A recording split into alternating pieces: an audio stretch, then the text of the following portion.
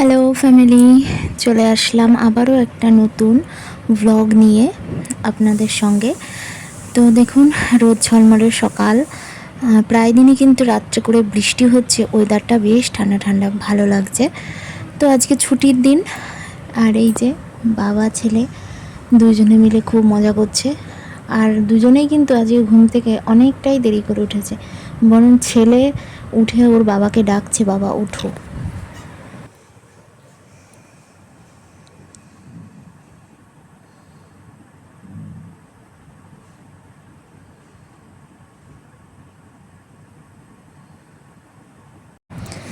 তো এই যে উঠলো দুজনেই একসাথে, আমি ছেলের হাতে ব্রাশ দিলাম, কিন্তু ওরা যে ব্রাশ করার মুড নেই।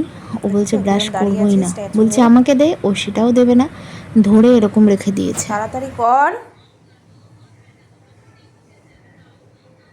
দে আমি করিয়ে দিই, তাহলে কর।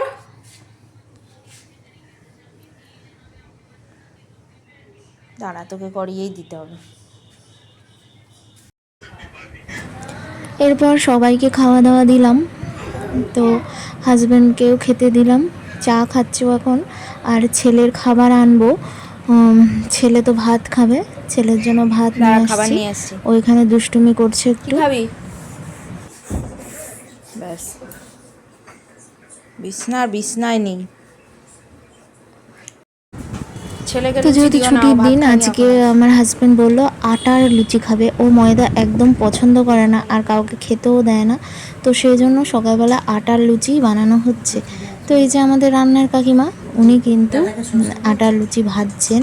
আর আটার লুচিগুলো কিন্তু খেতেও বেশ ভালোই লেগেছে, আর খেয়ে কিন্তু কোনো অসুবিধা হয়নি, বরঞ্চ ময়দা লুচি খেলে পেটটা ভার হয়ে থাকে। যাই হোক, গরমের মধ্যে কোনোটাই খেতে ইচ্ছা করে না, তবুও হলো আজকে যেহেতু নিরামিষ। তো এই যে লুচি খাচ্ছে, আর ছেলেকে আমি ভাত খাওয়াবো। ছাড়িয়ে দেবো।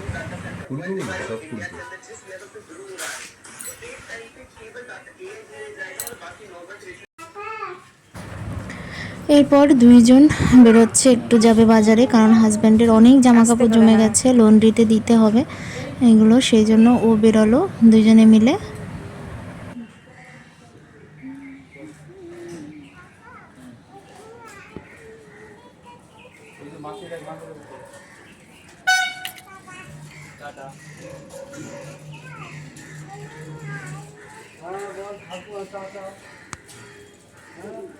আর এই যে ছেলে তো গেল ওর বাবার সঙ্গে, আর এই সময়টা আমি ভাবলাম তাড়াতাড়ি করে একটু স্নানটা করে নিই। আর মাথা ঘষার ছিল, কারণ আজকে অনেক দিন পর আমি পুজোও দেব, এতদিন পুজো দিইনি, তো সেই জন্য একবারে মাথা ঘষে নিলাম, তাড়াতাড়ি করে স্নানটা করে নিলাম। এখন ঠাকুর ঘরে যাব, সব পরিষ্কার করব, পুজো দেব, অনেক দিন পর যাচ্ছি। তো চলুন দেখতে থাকুন।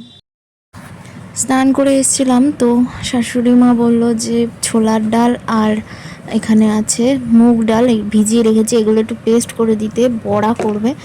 তো খাওয়ার আগে এগুলো করবে, যেহেতু এর সঙ্গে আদা আর একটা কাঁচা লঙ্কাও দেওয়া হয়েছে, তো আমি এগুলো পেস্ট করে দিচ্ছি।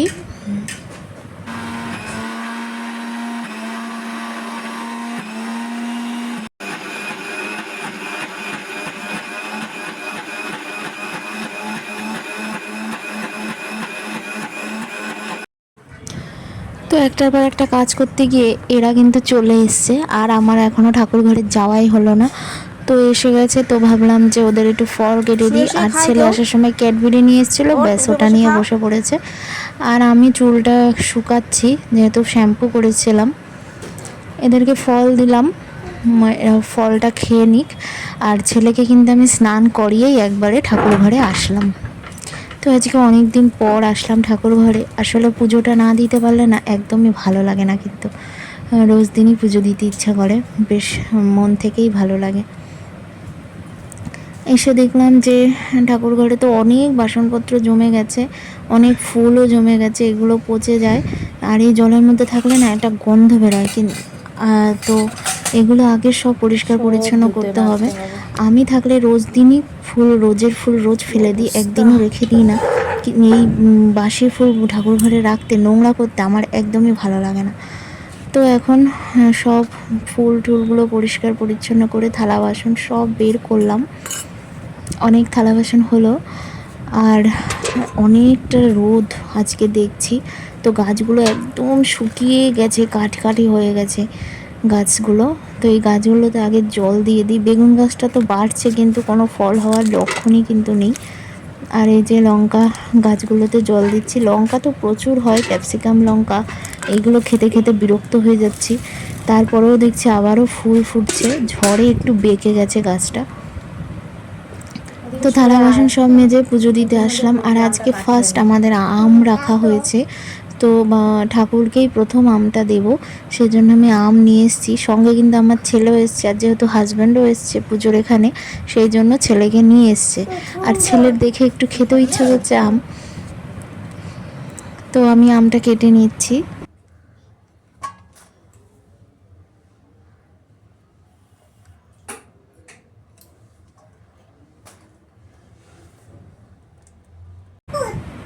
পুজোয় এই যে আম দিলাম, আর হাজব্যান্ড কিন্তু সন্দেশও এনে দিয়েছিল পুজোর জন্য, সবগুলোই বেড়ে দিলাম। হ্যাঁ, ঠাকুরকে তো আম দিয়েছি, ওই যে সব সব বাটাতে। এই যে আমাদের কিন্তু খাওয়া দাওয়া হয়ে গেছে, আর এখন আমরা ঘুমাবো। ছেলেও ঘুমাবে, ছেলেরও খাওয়া দাওয়া কমপ্লিট। কিন্তু বিছানার অবস্থা খুব খারাপ, চারিদিকে খেলনা গাড়িতে, মানে এখনও অবস্থা কি বলবো। আর ও এই খেলনাগুলো নিয়েই শোবে, এগুলোকে কিছুতেই গুছিয়ে রাখতে দিতে চায় না। তো যাই হোক, আজকের ভিডিওটা এই পর্যন্তই।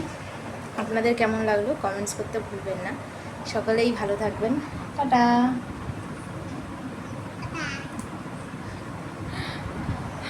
আমার সঙ্গে ও কিন্তু টাটা বলতে বেশ পছন্দ করে, বা আমি যা কথা বলি ও কিন্তু বলতে খুব পছন্দ করে। এই কি করছে?